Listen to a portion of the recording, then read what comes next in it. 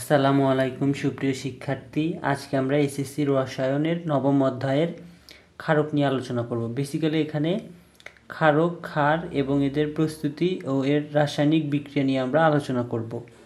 তো ফার্স্টে আমরা জেনে নেব ক্ষারক কাকে বলে। ধাতুর অক্সাইড বা হাইড্রো অক্সাইড যারা অ্যাসিডের সাথে বিক্রিয়া করে লবণ ও পানি উৎপন্ন করে তাদেরকে ক্ষারক বলে। এখানে ধাতুর অক্সাইড, হাইড্রো অক্সাইড সহ ধনাত্মক যৌগমূলক হতে পারে, যেমন অ্যামোনিয়াম, ফসফোনিয়ামের অক্সাইড বা হাইড্রো অক্সাইডও কিন্তু কি ক্ষারক হতে পারে। যেমন ক্যালসিয়াম অক্সাইড হাইড্রোক্লোরিক অ্যাসিডের সাথে বিক্রিয়া করে ক্যালসিয়াম ক্লোরাইড, লবণ এবং পানি উৎপন্ন করেছে। একইভাবে অ্যালুমিনিয়াম হাইড্রোক্সাইড হাইড্রোক্লোরিক অ্যাসিডের সাথে বিক্রিয়া করে অ্যালুমিনিয়াম ক্লোরাইড ও পানি উৎপন্ন করেছে, এবং ফেরাস হাইড্রোক্সাইড হাইড্রোক্লোরিক অ্যাসিডের সাথে বিক্রিয়া করে ফেরাস ক্লোরাইড ও পানি উৎপন্ন করেছে। সোডিয়াম হাইড্রোক্সাইড হাইড্রোক্লোরিক অ্যাসিডের সাথে বিক্রিয়া করে সোডিয়াম ক্লোরাইড এবং পানি উৎপন্ন করেছে। এই যে লবণগুলো দেখা যাচ্ছে এগুলো পানিতে কিন্তু দ্রবীভূত থাকে, অর্থাৎ অ্যাকুয়াস সলিউশন উৎপন্ন হয়। এখানে সোডিয়াম প্লাস এবং ক্লোরিন মাইনাস আয়ন রূপে থাকে। এই যে ক্ষারগুলো দেখা যাচ্ছে ক্যালসিয়াম অক্সাইড, অ্যালুমিনিয়াম হাইড্রোক্সাইড, এই ক্ষারগুলো আরও বিভিন্ন ধাতুর অক্সাইড হাইড্রোক্সাইড যুক্ত হতে পারে। এগুলোর কিছু কিছু আছে পানিতে দ্রবীভূত হয়। যেমন হাইড্রো অক্সাইড মূলক যুক্ত যে সমস্ত ক্ষারক পানিতে দ্রবীভূত হয় তাদেরকে ক্ষার বলে। অর্থাৎ ক্ষার হওয়ার জন্য সেখানে হাইড্রো অক্সাইড মূলক অবশ্যই থাকতে হবে এবং সেই সাথে পানিতে দ্রবীভূত হতে হবে। যেমন সোডিয়াম হাইড্রোক্সাইড পানিতে দ্রবীভূত হয়ে সোডিয়াম প্লাস ও হাইড্রোক্সিল আয়ন উৎপন্ন করে এবং হাইড্রোক্লোরিক অ্যাসিডের সাথে বিক্রিয়া করে সোডিয়াম ক্লোরাইড এবং পানি উৎপন্ন করে। একইভাবে অ্যামোনিয়াম হাইড্রোক্সাইডও কিন্তু পানিতে দ্রবীভূত হয়। উপরে যদি খেয়াল করো ক্যালসিয়াম অক্সাইডে কিন্তু হাইড্রোক্সিল গ্রুপ নাই, অক্সিজেন আছে শুধু। সুতরাং ক্যালসিয়াম অক্সাইড বা যে কোনো ধাতুর অক্সাইড কি হবে? ক্ষারক হবে, ক্ষার হবে না। একইভাবে অ্যালুমিনিয়াম অক্সাইড এবং ফেরাস অক্সাইড এরা আবার পানিতে দ্রবীভূত হয় না, অর্থাৎ এদের হাইড্রোক্সিল গ্রুপ থাকলে এরা যেহেতু পানিতে দ্রবীভূত হয় না, সুতরাং এরা কি হবে? ক্ষারক, এরা ক্ষার হবে না। সোডিয়াম হাইড্রোক্সাইড কি হাইড্রোক্সাইড গ্রুপ আছে, আবার পানিতে দ্রবীভূত হয়, যার কারণে সোডিয়াম হাইড্রোক্সাইড হবে ক্ষার। অর্থাৎ সকল ক্ষারই ক্ষারক, কিন্তু সকল ক্ষারকই ক্ষার নয়। এই তোমাদেরকে যদি ব্যাখ্যা করতে পারে লাইনটি, সেক্ষেত্রে ক্ষারকের সংজ্ঞা এবং ক্ষারের সংজ্ঞা দেবে। তারপর এখান থেকে ক্যালসিয়াম অক্সাইড বা অ্যালুমিনিয়াম হাইড্রোক্সাইডের এই বিক্রিয়াটি দিবে এবং সোডিয়াম হাইড্রোক্সাইডের বিক্রিয়াটি দিবে।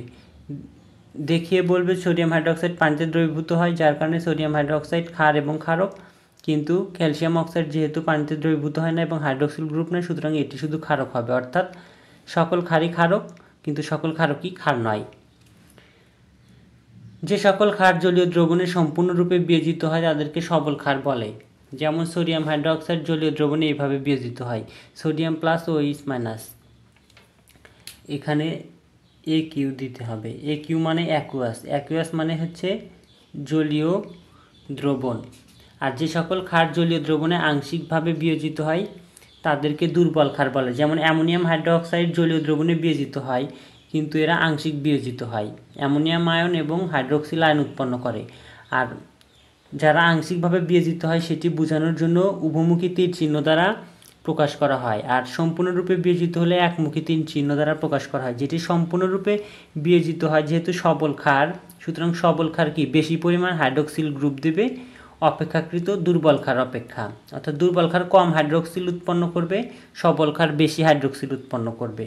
ক্ষার পিচ্ছিলধর্মী এবং লাল লিটমাস পেপারকে নীল করে, অর্থাৎ ক্ষার দ্রবণের মধ্যে লাল লিটমাস পেপার দিলে সেটির বর্ণ নীল হয়ে যাবে। এবং সাবান, টয়লেট ক্লিনার, শ্যাম্পু এগুলোর ভেতর কিন্তু ক্ষার আছে, আর এগুলো কি পিচ্ছিল পদার্থ। ক্ষার পিচ্ছিলধর্মী হওয়ার কারণেই কিন্তু এই পদার্থগুলা পিচ্ছিল হয়। এর প্রস্তুতি, ক্ষারের প্রস্তুতি সাধারণত খুবই সহজ। গ্রুপ 1 এবং 2 এর ধাতুগুলো পানির সাথে বিক্রিয়া করে কি ক্ষার উৎপন্ন করে। যেমন সোডিয়াম পানির সাথে বিক্রিয়া করে সোডিয়াম হাইড্রোক্সাইড উৎপন্ন করে, ম্যাগনেসিয়াম পানির সাথে বিক্রিয়া করে ম্যাগনেসিয়াম হাইড্রোক্সাইড উৎপন্ন করে। এখানে পটাশিয়াম হতে পারে সোডিয়ামের জায়গায়, এখানে ম্যাগনেসিয়ামের জায়গায় ক্যালসিয়াম হতে পারে, অ্যালুমিনিয়ামও থাকতে পারে। এরা বেশ কিছু রাসায়নিক বৈশিষ্ট্য লক্ষ্য করা যায় এদের।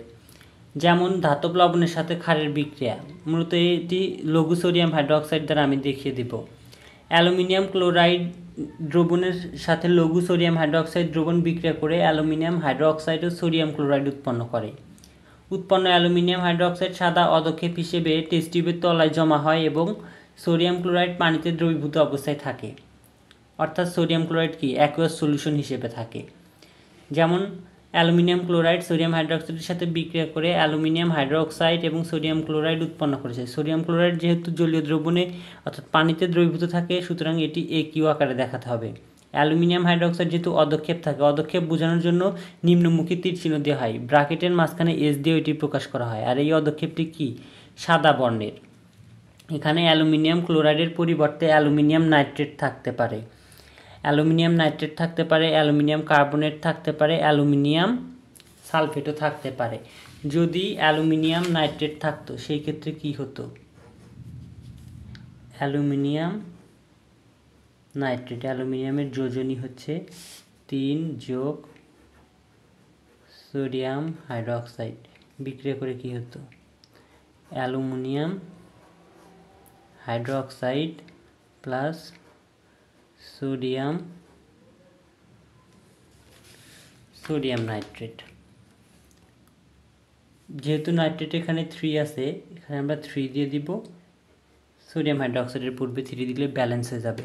অর্থাৎ অ্যালুমিনিয়াম নাইট্রেট থাকলেও কিন্তু অ্যালুমিনিয়াম হাইড্রোক্সাইড উৎপন্ন হবে, সেই ক্ষেত্রে সোডিয়াম ক্লোরাইড উৎপন্ন না হয়ে কি হবে? Sodium nitrate.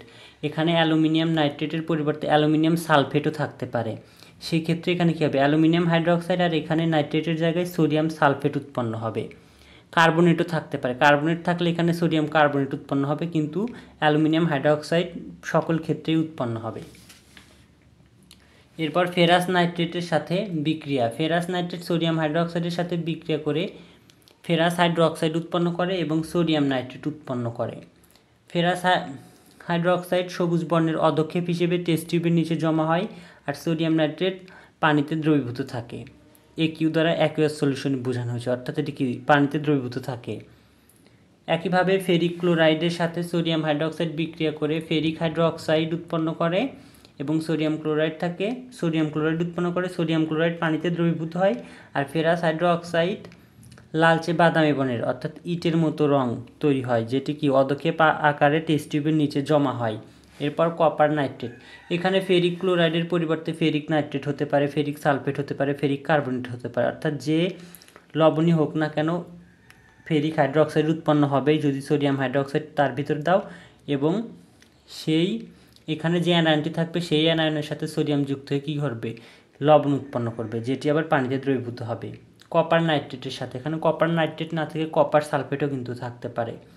কপার নাইট্রেটের সাথে সোডিয়াম হাইড্রোক্সাইড বিক্রিয়া করে কপার হাইড্রোক্সাইড উৎপন্ন করে, যেটি নীল বর্ণের অদক্ষেপ হিসেবে টেস্ট টিউবের নিচে জমা হয় এবং সোডিয়াম নাইট্রেট উৎপন্ন করে। যদি এখানে কপার সালফেট থাকতো নাইট্রেটের পরিবর্তে, সেই ক্ষেত্রে এখানে কী হতো? কপার হাইড্রোক্সাইড, আর এখানে হতো সোডিয়াম সালফেট। একইভাবে জিঙ্ক সালফেটের সাথে সোডিয়াম হাইড্রোক্সাইড বিক্রিয়া করে জিঙ্ক হাইড্রোক্সাইড, এটি সাদা বর্ণের অদক্ষেপ এবং সোডিয়াম সালফেট উৎপন্ন করে। এই যে অদক্ষেপগুলো, এগুলো কোন বর্ণের, এগুলো সাধারণত পরীক্ষায় দেয়, এগুলো মনে রাখবে। আর বিক্রিয়াগুলো মনে রাখবে, এর ভাষা সকল ক্ষেত্রে সেম। এরপর আরেকটি গুরুত্বপূর্ণ বিক্রিয়া রয়েছে। আমরা এর আগে বলেছিলাম ক্ষারকের সংজ্ঞা যে ধনাত্মক যৌগমূলকের সাথে হাইড্রক্সিল গ্রুপ যুক্ত হয়েও কিন্তু কি হয়? ক্ষার হয়, যেমন হচ্ছে অ্যামোনিয়াম হাইড্রোক্সাইড ছিল। আবার একইভাবে অ্যামোনিয়াম সল্টও হতে পারে, যেমন অ্যামোনিয়াম ক্লোরাইড। অ্যামোনিয়াম ক্লোরাইডের ভেতর যদি তুমি সোডিয়াম হাইড্রোক্সাইড যোগ করো, সেক্ষেত্রে এরা পরস্পরের সাথে বিক্রিয়া করে অ্যামোনিয়া গ্যাস উৎপন্ন করবে। যে কোনো অ্যামোনিয়াম লবণের ভিতর যদি ক্ষার যোগ করা হয়, সোডিয়াম হাইড্রোক্সাইড হোক, পটাশিয়াম হাইড্রোক্সাইড হোক, ক্যালসিয়াম হাইড্রোক্সাইড হোক, বা যে কোনো ক্ষার যোগ করা হলে কি অ্যামোনিয়া গ্যাস উৎপন্ন হবে, সোডিয়াম ক্লোরাইড অর্থাৎ ওই ক্ষারের লবণ উৎপন্ন হবে এবং পানি উৎপন্ন হবে। যেমন এখানে সোডিয়াম হাইড্রোক্সাইড বিক্রিয়া করে কী করেছে? অ্যামোনিয়া গ্যাস উৎপন্ন করেছে। ক্ষার, যে ক্ষার যোগ করবে সেই ক্ষারের ক্যাটায়ন আর অ্যামোনিয়াম ক্লোরাইডের সাথে যে অ্যানায়ন আছে সেই অ্যানায়ন মিলে লবণ তৈরি করবে। এখানে সোডিয়াম এবং ক্লোরিন যুক্ত তৈরি করেছে সোডিয়াম ক্লোরাইড, এবং এখানকার OH এবং অ্যামোনিয়াম আয়নের H যুক্ত হয়ে তৈরি করেছে পানি। একইভাবে অ্যামোনিয়াম ক্লোরাইডের সাথে ক্যালসিয়াম হাইড্রোক্সাইড বিক্রিয়া করে আগেই জানা আছে অ্যামোনিয়াম ক্লোরাইড বিক্রিয়া করলে কি ক্ষারের সাথে বিক্রিয়া করলে কি হবে, ফার্স্টে আমাদের অ্যামোনিয়া উৎপন্ন হবে। অ্যামোনিয়া আমরা ফার্স্টে দিয়ে দিব। তারপরে এখন আমাদের কি আসবে, লবণ উৎপন্ন করতে হবে। লবণ আসবে কোথা থেকে, ক্ষার থেকে ক্যাটায়ন আসবে ক্যালসিয়াম, আর এখানে অ্যানায়ন হিসেবে আছে কি অ্যামোনিয়াম ক্লোরাইড সল্টে ক্লোরাইড, তাহলে ক্যালসিয়াম আর ক্লোরিন যুক্ত হয়ে ক্যালসিয়াম ক্লোরাইড, বাদ বাকি পানি তোমরা দিয়ে দেবে।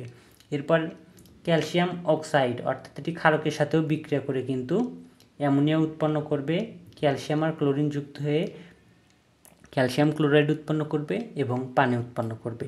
যে কোনো অ্যামোনিয়াম সল্টের সাথে ক্ষারের বিক্রিয়ায় অ্যামোনিয়া গ্যাস, লবণ এবং পানি উৎপন্ন হবে। অ্যামোনিয়াম সল্ট দেয়া থাকলে অর্থাৎ অ্যামোনিয়াম লবণের সাথে ক্ষারের বিক্রিয়া কথা উল্লেখ থাকলেই সবার আগে তোমরা কোনো কিছু হিসাব না করে অ্যামোনিয়া আগে দিয়ে দিবে। তারপর এখানে ক্যাটায়ন অ্যানায়ন দেখে লবণটা লিখবে, তারপর হচ্ছে পানি দিয়ে দিবে।